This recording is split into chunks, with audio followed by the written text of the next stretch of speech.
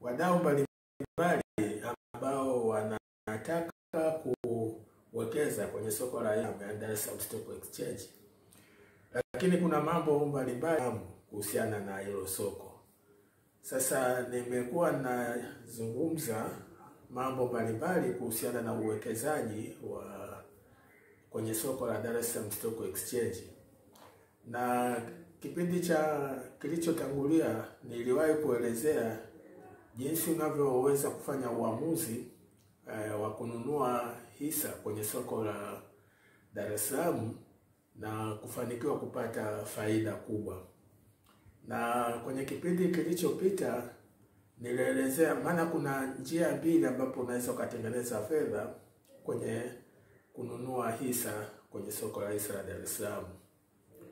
Njia ya kwanza ni inataka kulingana kama vile mambo ya kubashiri au wanaosema betting, kwa maana kuwa unajaribu kununua hisa ambazo bei zake zinabadilika mara kwa mara. Sasa unachofanya ni kuangalia zile hisa wakati bei zake ziko chini, bei ziko chini, ndipo wewe unaponunua hizo hisa. Alafu unakaa unasubiri hizo hisa bei zake zikipanda sana mpaka kiasi yako unasema sasa hapa inatosha, ndipo hapo unapofanya uamuzi wa kuuza hizo hisa. Kwa sasa tofauti kati ya bei ya kununua na bei ya kuuza ndio inakuwa faida yako. Kwa hiyo huwa wako watu wanaofanya hivyo, wanatengeneza pesa kwa kununua hisa wakati bei ziko chini na kuziuza wakati bei ziko juu. Hiyo ni njia ya kwanza.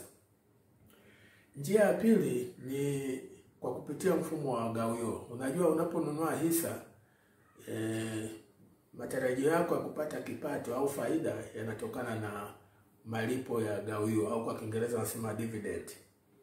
Kwa hiyo unaponunua hisa za kampuni pale wanapo declare, yani wanapotangaza magawio, ndipo na wewe unapopata fedha zako.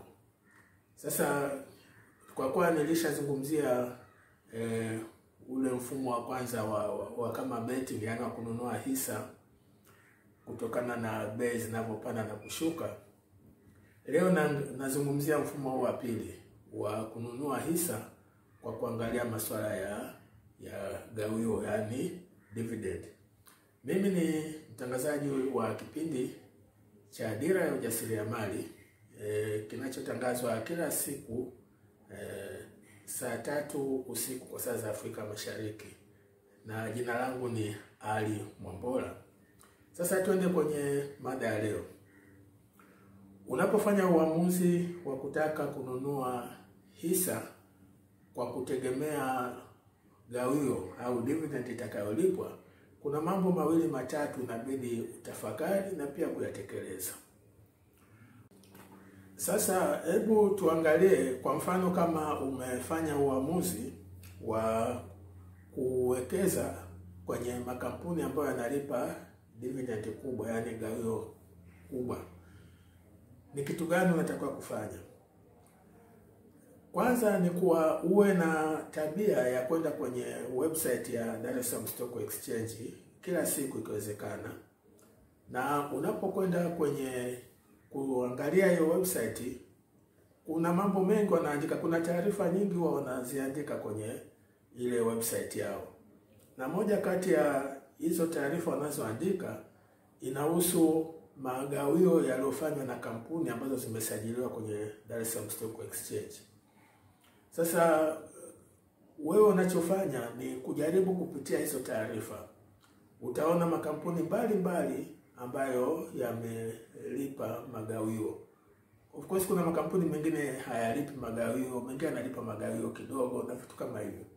Sasa wewe unachofanya ni kujaribu kuangalia hayo makampuni yanalipa gawio ya ukubwa kiasi gani. Kwa sababu kwenye kulipa magawio makampuni yana vigezo wanavyotumia.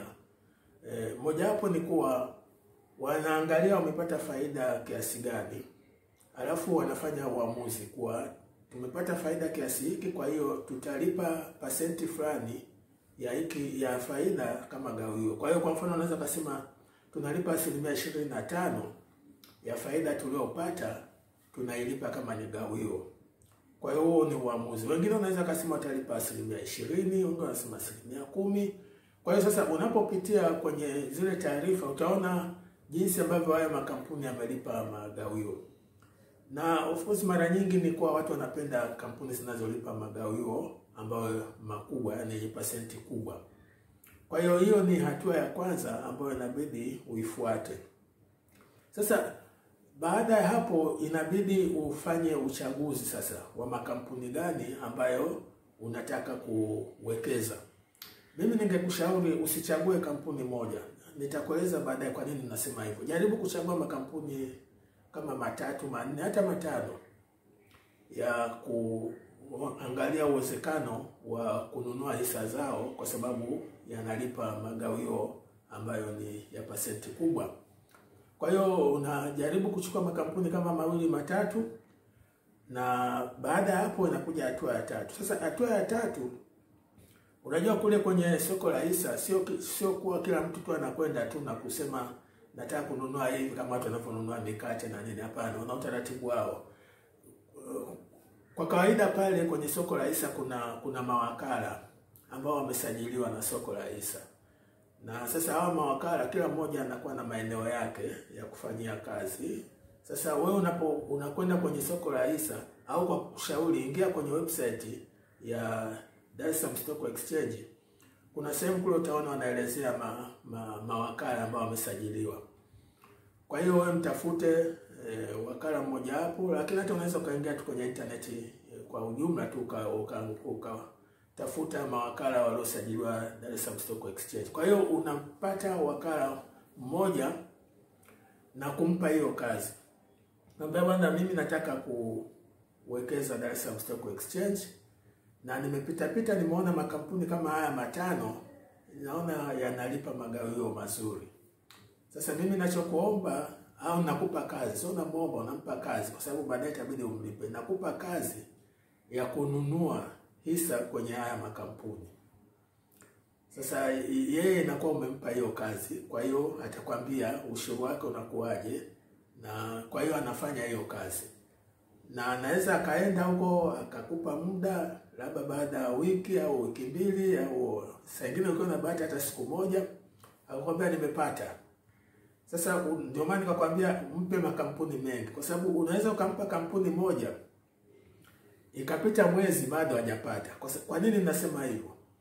Ni kwa haya makampuni hisa zao ziko zinatangazwa kwenye soko. Sasa inawezekana huyo bwana anajaribu kuomba, maana unapotaka hizo hisa unaziomba. Sasa inawezekana kuna ushindani mkubwa sana. Kwa hiyo unaweza kukuta yeye kila akienda kule anakwama, kwa maana ushindani unafanyika kama kwa njia ya bidding, yani ya kama ya kucheza bahati nasibu. Yani mwenye kuomba kwa pesa kubwa ndio anapata, mwenye kuomba kwa pesa ndogo hapa. Kwa hiyo yeye anafanya kama bidding, anakwenda kuomba. Kwa hiyo sasa kama umempa kampuni moja, anaweza akaenda akatoka mikono mitupu. Kwa hiyo anakaa anangojea kampuni moja. Sasa inakuwa sio vizuri. Kwa hiyo mpe makampuni mengi ili kusudi akienda kula naomba hii. Kwa hiyo anaweza akakosa hii, akapata hii, akana vitu kama hivyo. Kwa hiyo mpe makampuni mengi, anakwenda kule, hatimaye anafanikiwa. Sasa kama akifanikiwa atakuja kwako, atakwambia bwana, nimepata makampuni haya au kampuni hii moja. Kwa hiyo anakueleza, atakueleza utaratibu mzima wa jinsi ya kununua hizo hisa. Na baada hapo tayari unakuwa unamiliki hisa za hiyo kampuni. Na sasa kinachobakia hatua ya 3 ni kungojea kuona lini hayo makampuni yanalipa gawio, yani dividend. Na unaweza ukakuta wakati mwingine unaweza ukanunua hizo hisa, baada labda ya mwezi mmoja au 2 unakuta wanatangaza magawio. Lakini of course wanaweza wakasema kwa haya magawio ni kwa watu labda walionunua hisa kuanzia mpaka tarehe fulani au mpaka muda huu. Wewe ambao umenunua jana na nini haupo, kwa sababu hiyo sio hilo gawio sio la kwako. Lakini cha msingi ni kuwa utakuwa angalau umefanikiwa kununua hisa za hiyo kampuni, na utakaa sasa kungojea magawio yatalipwa lini. Na kama una bahati, kuna makampuni mengine yanalipa magawio mara moja, mara mbili, au hata mara tatu kwa mwaka. Na kuna mengine analipa mara moja tu kwa mwaka, na ngoja mpaka mwisho wa mwaka ndio analipa. Sasa kama una bahati, unaweza kupata hii ambao analipa kila baada ya miezi mitatu au miezi sita, ukajikuta unaweza kaanza kupata gawio bado mapema. Sasa huu ndio utaratibu ambao nimekuelezea wa jinsi ya kununua hisa kutoka kwenye makampuni ambayo yamesajiliwa kwenye soko la hisa, ambayo yanalipa dividend kwa kiwango cha juu, au yanalipa gawio kwa kiwango cha juu. Naona nimeelezea vya kutosha na niishie hapo, isipokuwa naomba tu muendelee kuangalia kipindi chetu cha Dira ya Ujasiriamali kinachotangazwa na Tan Business Channel Online Television kila siku saa 3 usiku kwa saa za Afrika Mashariki. Asante na karibu tena.